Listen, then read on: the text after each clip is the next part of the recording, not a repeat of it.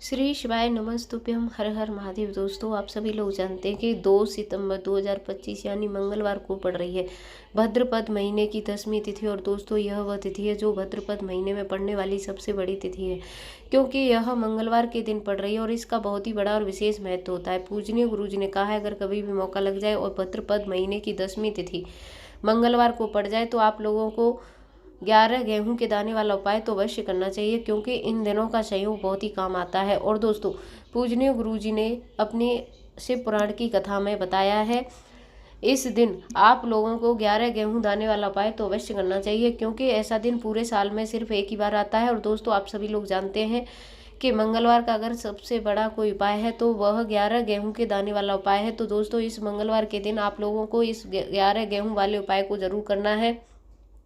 बहुत सारे लोग होंगे जिन लोगों ने इस उपाय को ना किया हो, मतलब पूरा साल निकल गया और उन्होंने किसी भी दिन इस 11 गेहूं के दाने वाले उपाय को ना किया हो। पर दोस्तों, आपके पास एक आखिरी मौका बचा हुआ है, जो कि 2 सितंबर के दिन है। तो इस दिन आप लोगों को इस वाले उपाय को जरूर कर लेना है। भले ही आपने पूरे साल भर इस उपाय को ना किया हो, पर अगर आपने इस भाद्रपद महीने के मंगलवार के दिन अगर इस वाले उपाय को कर लिया तो आपको इस उपाय को करने का वह फल मिलेगा जिसकी आपने कभी कल्पना भी नहीं करी होगी। इसीलिए आप लोग इस उपाय को एक बार जरूर कर लेना, ताकि आप लोगों के हाथ से ये मौका ना जा सके और आपको इस उपाय को करने का फल मिल सके। दोस्तों, यह उपाय पंडित जी ने अपनी अभी की शिव पुराण की कथा में बताया है। इस दिन उपाय को आज हम आपको बहुत अच्छे से समझाने वाले हैं। इस वीडियो को देखने के बाद इस उपाय को समझने के लिए आपको कोई और वीडियो को देखने की जरूरत नहीं पड़ेगी। तो चलिए दोस्तों, उपाय को शुरू करते हैं। देखिए, इस भाद्रपद महीने के मंगलवार के दिन यह इतना खास होता है, इतना महत्वपूर्ण होता है। देखा गया है कभी कभी बड़े बड़े पूजा पाठ अनुष्ठान से जो मनोकामना पूर्ण नहीं होते, वह इस भाद्रपद महीने के मंगलवार के दिन एक छोटे से उपाय कर लेने से ही आपकी मनोकामना पूर्ण हो जाती है। और बहुत सारे लोगों ने इस उपाय को किया भी है और उनको इस उपाय को करने का फल भी जरूर मिला है।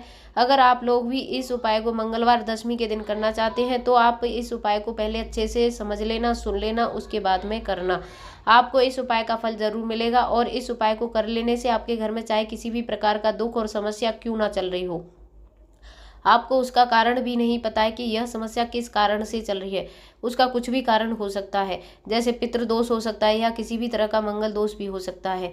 तो इस दिन आप लोगों को यह वाला उपाय कर लेना है। यह एक ऐसा उपाय है जिस उपाय को अगर किसी विशेष दिन पर किया जाए तो भाई उस विशेष दिन का जो है वह तो हमें मिलता ही मिलता है, पर हमने उस दिन पर इस उपाय को किया है तो हमें उससे भी बड़ा फल मिलता है, क्योंकि फल बहुत ही जल्दी मिलता है, क्योंकि आप इस उपाय को बहुत ही बड़े और विशेष दिन पर कर रहे हो। तो चलिए अब उपाय के बारे में बात कर लेते हैं, लेकिन उससे पहले आप लोगों को यह जानना आवश्यक है कि आखिर यह उपाय किस समय करना है, किसको करना है और कैसे करना है। तो चलिए हम आगे आपको वीडियो में एक एक करके बता देते हैं। लेकिन उससे पहले अगर आप लोग हमारे चैनल पर नए हैं या मेरी आवाज़ पहली बार सुन रहे हैं या मेरे चैनल पर पहली बार आए हैं तो मेरे चैनल को सब्सक्राइब कर लेना और इस वीडियो को लाइक करके कमेंट बॉक्स में श्री शिवाय नमस्तुभ्यम हर हर महादेव जरूर टाइप कर देना। और अपने फायदे के लिए, अपनी गरीबी दूर करने के लिए इस वीडियो को पूरा देख करके जाना, तभी आपको लाभ की प्राप्ति होगी। यदि आज आपने वीडियो को बीच बीच में से देखा, काट काट कर देखा, तो आपको जीवन में कभी भी सफलता हासिल भी नहीं होगी।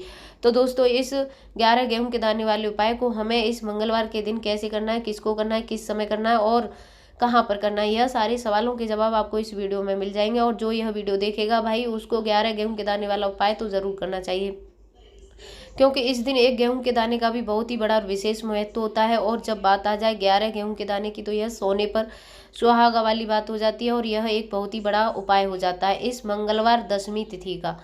अब हम समझाते हैं इस वाले उपाय को हमें करना किस समय है। इस 11 गेहूं के दाने वाले उपाय को हमें इस मंगलवार के दिन करना किस समय है। तो देखिए, इस उपाय को करने का जो समय है वह सुबह का समय है और शाम का समय भी है। अब देखिए, यहाँ पर हम मुख्य रूप से सुबह का समय नहीं बोलेंगे, क्योंकि 2 सितंबर मंगलवार 10वीं का दिन है और इस दिन प्रदोष काल के समय का बहुत महत्व होता है। बाकी अगर सुबह के समय भी करोगे तो भी अच्छा होगा, उसमें कोई दिक्कत वाली बात नहीं है। तो चलिए जानते हैं इस विशेष उपाय के बारे में। लेकिन उससे पहले आपसे एक प्रार्थना है, प्लीज़ मेरी वीडियो को लाइक और सब्सक्राइब ज़रूर कर देना। चलिए उपाय के बारे में बात कर लेते हैं। अब हम अपने सबसे पहले उपाय की बात करते हैं। देखो, गुरुजी ने कहा है कि अगर मंगलवार के दिन भाद्रपद महीने की 10वीं तिथि पड़ जाए तो आप इस दिन 11 गेहूं के दाने वाला उपाय तो अवश्य करना चाहिए। देखो, यह उपाय यदि आपके जीवन में कर्ज अधिक रहता है, आपके जीवन में संकट बहुत अधिक रहते हैं। आपके ऊपर बहुत अधिक विपदा आ रही है। बार बार आपको अपने व्यापार में और अपने धन में हानि देखने को मिल रही है, यानी कि आपको प्रत्येक कार्यों में हानि देखने को मिल रही है। तो आपको यह उपाय करना चाहिए। देखिए, इस उपाय के लिए आपको 11 गेहूं के दाने लेने हैं। 11 दाने लेने के बाद आपको ज़रूरत होगी चावल के दानों की। 11 चावल के दाने, 11 गेहूं के दाने, और चावल के दाने खंडित नहीं होने चाहिए। अब आप कहोगे कि गेहूं के दाने कहाँ से लेने? देखो, आपको किसी भी किराना स्टोर से आसानी से मिल जाएंगे, वहाँ से ले आना। 11 गेहूं, 11 चावल के दाने, साथ ही साथ आपको एक तांबे के लोटा लेना है और उस तांबे के लोटे में आपको जल भरना है। जल आपके खुद के घर का होना चाहिए, मंदिर का नहीं होना चाहिए। अब आप यह सब सामग्री लेकर पहुंच जाएंगे महादेव शिव के मंदिर में, शिवलिंग के पास में, शाम के समय टाइम, प्रदोष काल में। देखो, अब हम यह उपाय कर रहे हैं तो आप फेस रखना अपना उत्तर दिशा की तरफ।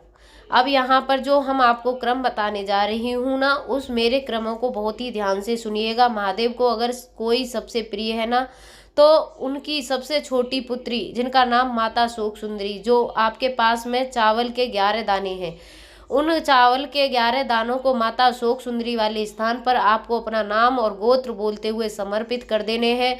और चावल के दानों को रखने के बाद में जो आपके पास एक तांबे के पात्र के अंदर, लोटे के अंदर जल है, उसे आपको कहीं पर भी जल नहीं चढ़ाना है। सिर्फ और सिर्फ माता पार्वती का जो हस्त कमल आपको दिख रहा है, यहीं पर गोल गोल आपको समर्पित करना है।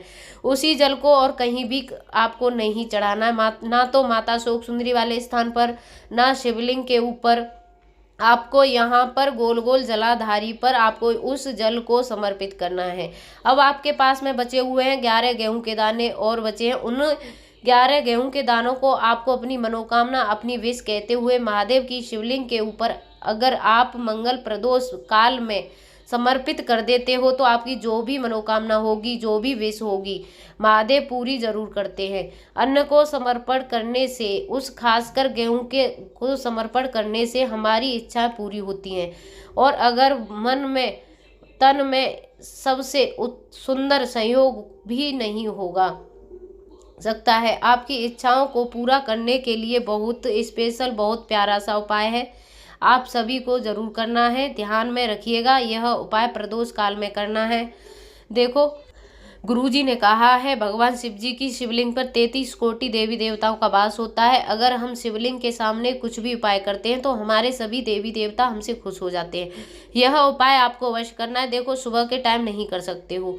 अब बात करते हैं अगले उपाय की। देखिए, इस उपाय के लिए आपको मात्र 1 लौंग का जोड़ा लेना है, यानी कि 2 फूल वाली लौंग लेनी है। साथ में आपको मात्र थोड़ा सा शहद लेना होगा और उसी के साथ में आपको तांबे के पात्र के अंदर शुद्ध जल लेना होगा। अब देखिए, इन सभी सामग्रियों को लेकर के आपको भगवान शिव जी के मंदिर पहुंच जाना है। देखिए, यह उपाय आप सुबह से लेकर शाम तक कर सकते हैं। तो वह सबसे पहले तो आपके पास जो 2 फूल वाली लौंग है, उन्हें आपको शहद के अंदर अच्छे से डुबाना है, यानी कि दोनों लौंगों पर आपको शहद से लेपन कर देना है। अब आपको जो आपके पास 1 लोटा जल है, सबसे पहले तो उसे शिवलिंग पर धीरे धीरे समर्पित करना है और श्री शिवाय नमस्तुभ्यम इस मंत्र का जाप करते हुए समर्पित करते जाना है। अब आपके पास में जो 2 फूल वाली लौंग है, शहद से युक्त, आपको शिवलिंग पर अर्पित करना है और आपको प्रार्थना करनी है कि जीवन में जो भी रोग स्थिति है वह समाप्त हो, जीवन के जो संकट और समस्या है वह भी समाप्त हो, जीवन में जो कर्ज की समस्या है वह भी समाप्त हो। इस प्रकार से प्रार्थना करते हुए यह दोनों फूल वाली लौंग ही शहद युक्त इसे आपको शिवलिंग पर अर्पित कर देनी है। आपकी जो भी समस्या होगी इस मंगलवार के दिन अवश्य ही समाप्त हो जाएगी। तो इस प्रकार से आपको दूसरा उपाय करना है। अब हम बात कर लेते हैं अपने तीसरे उपाय की। देखो, यह उपाय आपके लिए सर्वश्रेष्ठ होने वाला है। देखिए, इस उपाय के लिए आपको मात्र 5 हरे मूंग के दाने लेने हैं। आपको साबुत लेना है, खंडित नहीं होने चाहिए, इस बात का भी ध्यान रखना है। इसी के साथ में आपको 1 तांबे के पात्र के अंदर अपने घर से शुद्ध जल लेना है। अब दोस्तों, इन सभी सामग्रियों को लेकर आपको सीधे पहुंचना है भगवान शिव जी के मंदिर में। देखिए, इस उपाय को आप सुबह भी कर सकते हो और शाम के समय भी कर सकते हो। देखिए, शाम शिवलिंग के शिव जी के मंदिर में पहुंचने के बाद आपके पास जो 5 हरे मूंग है उनमें से पहला जो हरा मूंग है आपको शिवलिंग के सामने जो नंदी महाराज होते हैं और जो उनका पैर उठा हुआ होता है वहां पर आपको पहला हरा मूंग समर्पित कर देना है। और आपको ओम नमः शिवाय या श्री शिवाय नमस्तुभ्यम का जाप मंत्र का जाप कर लेना है। और फिर आपको दूसरा हरा मूंग दाना लेना है और शिवलिंग पर जो गणेश जी वाला स्थान होता है ना वहाँ पर आपको यह दूसरा हरा मूंग समर्पित कर देना है। यानी कि शिवलिंग के सीधी तरफ आपको यह दूसरा हरा मूंग समर्पित कर देना है। और फिर से आपको श्री शिवाय नमस्तुभ्यम या श्री गणेशाय नमः इस मंत्र का जाप कर लेना है। तीसरा हरा मूंग का दाना आपको भगवान शिव जी की सबसे प्रिय पुत्री माता शोक सुंदरी वाले स्थान पर समर्पित करना है। शिवलिंग की जो जलाधारी होती है जहाँ से जल बह करके आता है उसी जलाधारी के बीच में जो कहीं कहीं लाइन उठी होती है सांप की आकृति की होती हैं आपको तीसरा हरा मूंग समर्पित करना है। और फिर आपको ओम नमः शिवाय या श्री शिवाय नमस्तुभ्यम का जाप कर लेना है। अब दोस्तों चौथा हरा मूंग का दाना उसे आपको भगवान कार्तिकेय जी का जो स्थान होता है शिवलिंग पर वहां पर आपके यह चौथा हरा मूंग का दाना समर्पित कर देना है और आपको ओम नमः शिवाय इस मंत्र का जाप कर लेना है। अब दोस्तों आपके पास में जो 5वां और अंतिम हरा मूंग बचा हुआ है उसे आपको उस जल के पात्र के अंदर डाल देना है और इस हरे युक्त से जल से भगवान शिव जी की शिवलिंग का अभिषेक कर देना है। जल आपको बिल्कुल धीरे धीरे समर्पित करते जाना है और लगातार आपको शिव महापुराण के मूल मंत्र श्री शिवाय नमस्तुभ्यम इस मंत्र का जाप करते रहना है। फिर आपको शिवलिंग के सामने बैठ जाना है। यदि आप अपने बच्चों के लिए यह उपाय कर रहे हो, यदि आप अपनी बुद्धि विवेक बच्चों की बुद्धि ज्ञान विवेक के लिए उपाय कर रहे हो तो उनके लिए आपको प्रार्थना कर लेनी है। या फिर व्यापार में वृद्धि नहीं हो रही है या उपाय कर रहे हो तो उसकी मनोकामना करते हुए आपको प्रार्थना कर लेनी है। या फिर आपकी नौकरी के लिए कर रहे हो या अपने इंटरव्यू के लिए कर रहे हो या फिर धन की प्राप्ति के लिए कर रहे हो, जिस भी कामना के लिए आप यह वाला उपाय कर रहे हो उसे भरपूर करने के लिए आपको महादेव से प्रार्थना कर लेनी है और फिर आपको वापस अपने घर आ जाना है। गुरुजी ने कहा है कि जो भी व्यक्ति इस उपाय को कर लेता है तो यकीन मानिए उसके जीवन की जो भी सारे कष्ट और बाधा है वह सभी समाप्त हो जाते हैं। अब बात कर लेते हैं अगले उपाय की। इस उपाय के लिए आपको एक दीपक लेना होगा। दीपक आप मिट्टी का भी ले सकते हैं और शुद्ध आटा मढ़कर उसका दीपक भी आप तैयार कर सकते हैं। दीपक के अंदर आपको गोल बाती का प्रयोग करना है और दीपक के अंदर आपको शुद्ध घी का प्रयोग करना है। इसी के साथ में आपको मात्र एक फूल वाली लौंग लेनी है। अब यह एक दीपक और एक फूल वाली लौंग को लेकर के सीधे आपको पहुंच जाना है बरगद वृक्ष की भी वहां पर। देखिए सबसे पहले तो आपके पास जो एक फूल वाली लौंग है उसे आपको बरगद वृक्ष की जड़ में समर्पित कर देना है। देखिए अगर आपके जीवन में कोई भी बड़ा संकट आने वाला है, कोई भी बड़ा कष्ट आने वाला है तो वह इस उपाय से माध्य से दूर होने वाला है। महादेव की विशेष कृपा रहेगी कि जो भी संकट आपके जीवन में आने वाला होगा वह भी दूर हो जाएगा। तो आपको एक लौंग समर्पित करनी है बरगद वृक्ष की जड़ में और वहीं पर आपको जो गोलवाती का दीपक जो आप अपने साथ में लेकर गए उसे भी वहां प्रज्वलित कर देना है। वटकेश्वर महादेव का स्मरण करते हुए देखिए जब भी आपको जीवन में इस साल लगने लगे कि आपके जीवन में कुछ भी अच्छा नहीं चल रहा है तभी आपको यह उपाय करना है। तो इस प्रकार से आपको यह सुंदर सा उपाय करना है। अब हम जान लेते हैं अपने विशेष उपाय चौथे उपाय के बारे में। देखिए यदि आपके विवाह में शादी में कोई समस्या आ रही है, यदि आपका जो कर्ज है वह दिन पर दिन बढ़ते जा रहा है तो आपको यह चमत्कारी उपाय करना चाहिए। कोई भी समस्या अगर जीवन में है तो उसे दूर करने के लिए आपको उपाय करना चाहिए। मंगल प्रदोष के से जुड़ा हुआ है, समस्या भी है तब भी आपको यह उपाय करना चाहिए। देखिए इस उपाय के लिए आपको एक तांबे के पात्र के अंदर अपने घर से शुद्ध जल लेना है और इसी के साथ में आपको एक चुटकी लाल चंदन लेना होगा। अब आपको क्या करना है कि जो लाल चंदन आपके ने लिया है उसे आपको उस जल के पात्र के अंदर डाल देना है और यह जल जो आपको लाल चंदन से युक्त तैयार कर लिया है और यह लाल चंदन से युक्त जल आपको भगवान शिव जी के मंदिर में लेकर पहुंच जाना है। लेकिन यह उपाय भी आप सुबह से लेकर शाम तक कर सकते हैं। अब दोस्तों ये लाल चंदन से युक्त जल इससे आपको भगवान शिव जी की शिवलिंग पर धीरे धीरे अर्पित कर देना है और आपको लगातार श्री शिवाय नमस्तुभ्यम इस मंत्र का जाप करते हुए देखिए यदि आपके जीवन में विवाह से जुड़ी समस्या चल रही है तो आपको मंगलेश्वर महादेव का स्मरण करना है और जीवन के अधिक कर्ज की समस्या है तो आपको आरेश्वर महादेव का स्मरण कर लेना है। देखना एक दिन आपकी सब तरह की समस्या जल्दी ही समाप्त हो जाएंगी। तो इस प्रकार से आपको यह चौथा उपाय करना है। अब हम जानते हैं अंतिम और अपने अगले उपाय के। देखिए, मंगलवार का दिन है और हनुमान जी का भगवान शिव जी के रुद्र अवतार हैं, तो यह उपाय और भी खास हो जाता है। तो यह जो उपाय है विशेषकर आपको हनुमान जी के वहाँ पर करना है होगा। देखिए, अब भी आपको ऐसा लगने लगे कि आपके जीवन में जो कर्ज है वह समाप्ति ही नहीं हो पा रहा है, यदि प्रतिदिन बढ़ते जा रहा है, कष्ट जो है वह दिन पे दिन बढ़ते जा रहे हैं, कष्ट जो है वह समाप्त होने का नाम ही नहीं ले रहा है। यानी कि जीवन में जब भी कोई विपदा आती है, संकट आता है, तो हमें संकट मोचन हनुमान जी के मंदिर जाना चाहिए। लेकिन यह उपाय बहुत ही खास है। इस उपाय के लिए आपको एक चौमुखी दीपक तैयार करना है।